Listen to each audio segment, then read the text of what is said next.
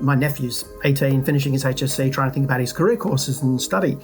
He loves technology. He wants to do technology. So he's asking me the questions, how do I get into tech? And my response is, every job is a tech job. If you're going into finance, you want to be an actuary, you want to be a financial planner, you want to go into real estate, whatever you want to do, you're probably going to find that tech is a core part of that. Even a few years ago, there's no way you could have imagined the complex, fast-changing world we're now in. The skills base required in your organisation is in a constant state of renewal. It's not just tech skills. Now businesses also need to have climate resilience skills. Some people need to be experts in climate science, and we need those people who are really into the detail. But sometimes we need, people that just go, okay, no, the business case doesn't have a climate resilience contributions. That's all they need to know. They need to have the step that just allows them to say, no, go back and do a bit more work. I'm Dr. Juliette Burke, and this is The Business Of, a podcast from the Business School at the University of New South Wales. Today, what skills will be at the core of business leadership in the next decade, and what new roles are needed in the modern workforce? Leaders need to understand how businesses really operate today, and the truth of the matter is, technology is not this thing that happens as a segment of a business. Technology is actually how a business runs today. It is built on technology. Core functions of how a business runs is technology-based. This is Lee Hickin. He's Microsoft's AI technology and policy lead in Asia. In recent years, Lee's seen a shift in the way leaders think about the capabilities their employees bring to the team. And that technology is quickly evolving to become less about running software, but actually about building software and operating software. So at some point, yes, leaders need to understand the art of programming perhaps, but don't think they need to be programmers. I think what we're seeing is actually the evolution of software democratizing the complexity of coding into human syntactical interfaces. So it becomes something that a human generally can interface with, so that, yes, a manager needs to ask questions of data. One of the businesses in Australia that's done this particularly well is Domino's. They've made new technology a core part of every process of their business. And that means everybody in their workforce needs those digital skills. You would assume that in a field like Domino's Pizza, their focus would be on the product, the pizza. How do you make the pizza the very best pizza so that people continue to come back to buy the pizza? But when they started their digital strategy, what they kind of looked at this from a resilience point of view was, we actually need skills in building the end-to-end customer experience of how do they get to that pizza. And that starts with the app, and it starts with the service and how they connect to the platform. So they actually invested in decoupling some of their architecture so that things like pizza delivery, pizza operations, as in the process of making pizzas, customer experience about what you order on the product and how you build things, are decoupled enough so they could quickly iterate and innovate in those sectors.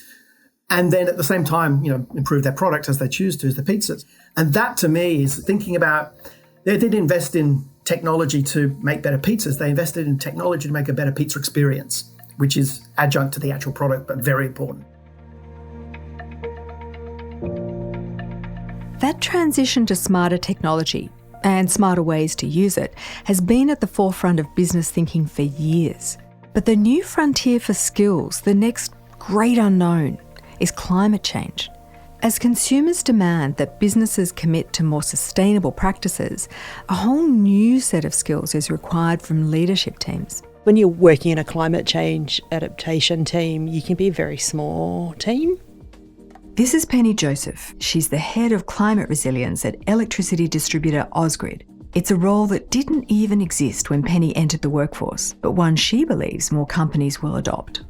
But what is a better thing to do is if you can work through others in the organisation to really be able to bring them on board and make the climate resilience part of everybody's job. One of the challenges for me is working out when you're starting to progress, you're starting to implement something new, when's the right time to actually put that into a business as usual process. Now, if you do that too early, then it's probably going to fall over. But if you do it too late, then what you're actually doing is taking up your time doing something that could be done by others. So that's, I think, really important thing is how do you actually make climate change resilience like the whole organisation's job and responsibility.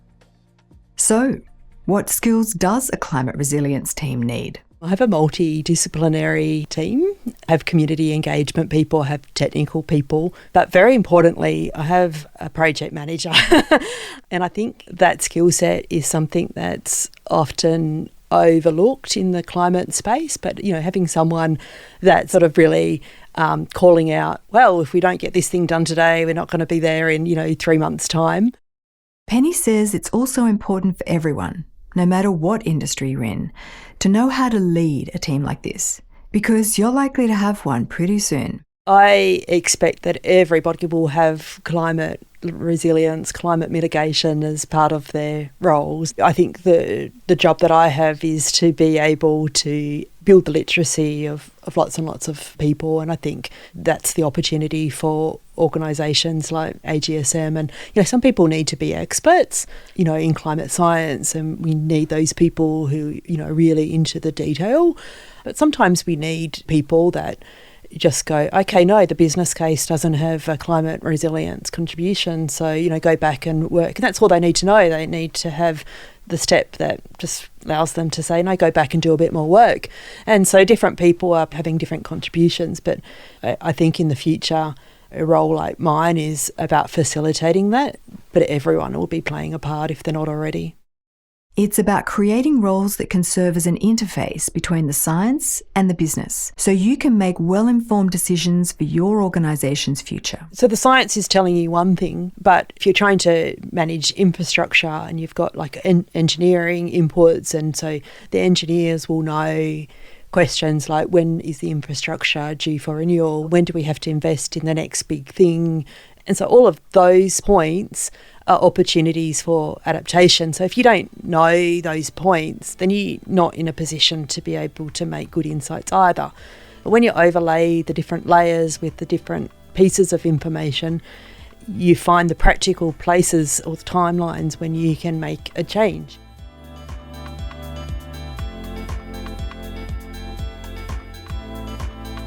Okay, let's take a closer look at one specific industry now, and the skill transformation required to meet the climate challenge.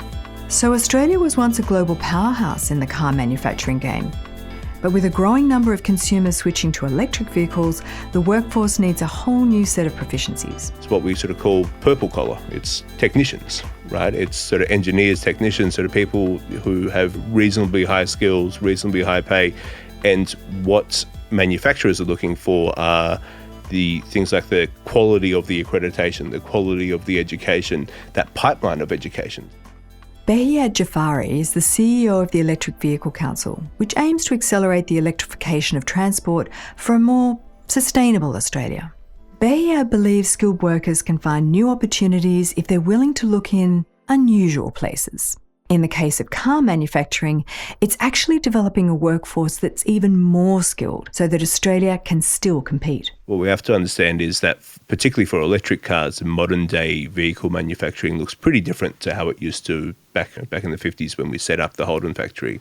Back then you would sort of need some 500,000-600,000 vehicles in order to get a return on your investment on building those cars. Today, in more modular factories, a factory, in order to be stood up to sort of make sense to be built, looks more like 100,000 or 200,000 vehicles. So that means something more like 10% of our market. Given the competitive advantages of our workforce here in Australia, it's usually picked on as something as a negative because we have higher employment costs. But to be clear, we're not competing for low-skilled, low-paid jobs. People want higher-paying jobs. So there are, manufacturing jobs that are lower skilled and lower paid, but we're not going to get those, nor should we be aiming to. But then there are a modern day factory or an assembly line.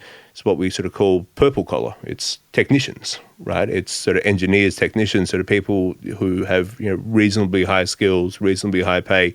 So can you keep educating more and more technicians? Can you keep educating more and more engineers? And that's a place where we compete very strongly. So there are these advantages that we have that could help us get car manufacturing back.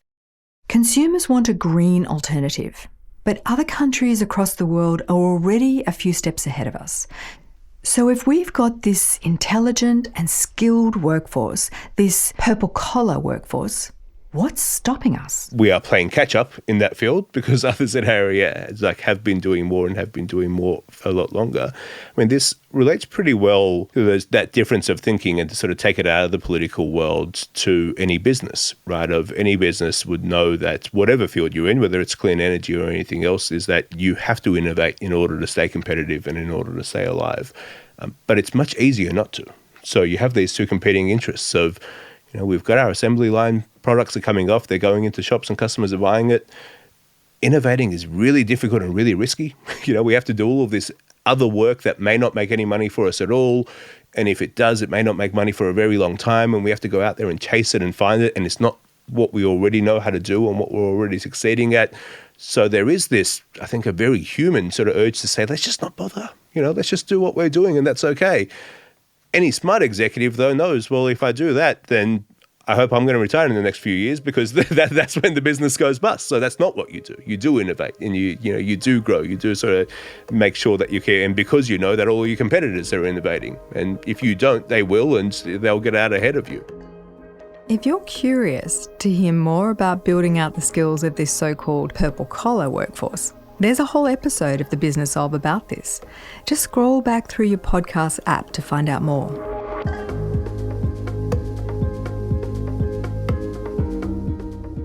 The Business Of is a podcast from the University of New South Wales Business School, produced with Dead Set Studios.